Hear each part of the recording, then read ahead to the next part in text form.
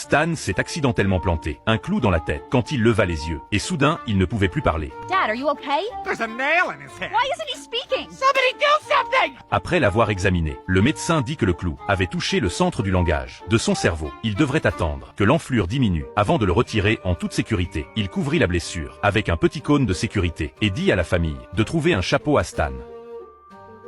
Get the bugle snack.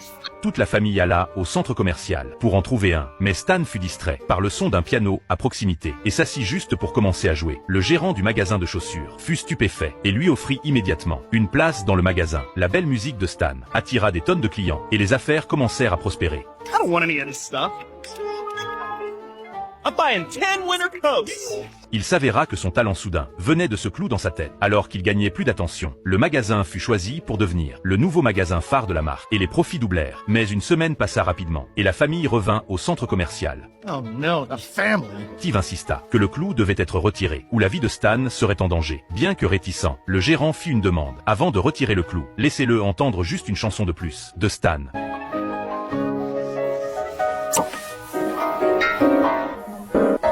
Hey, I'm back, baby!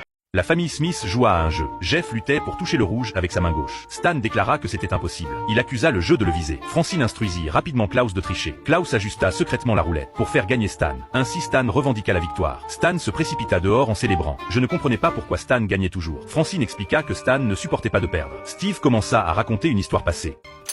That's four! I win! I know you cheated, and I know you'll watch me and your mom do it, you little creepo! Francine, I don't love you anymore. And you're not very good at basketball.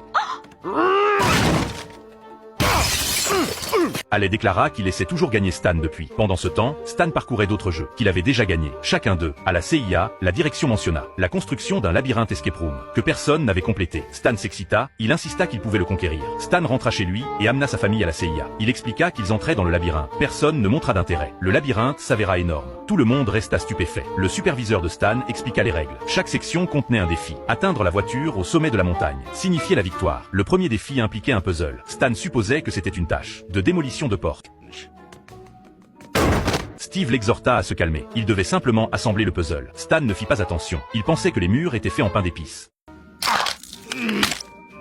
This place is rigged! I should have expected this from a scum-sucking, bottom-feeding woober! Francine craignait que Stan perde le contrôle. Elle pressa tout le monde de finir le puzzle. Finalement, le puzzle fut complété. Francine félicita le travail de Stan, lui attribuant le mérite d'avoir mordu les bonnes pierres. Stan se sentit immensément fier. Tout le monde applaudit sauf Jeff. No, I will not clap. Jesus, Jeff, who cares? It's just making a noise by slapping two meat sticks together. It doesn't mean anything.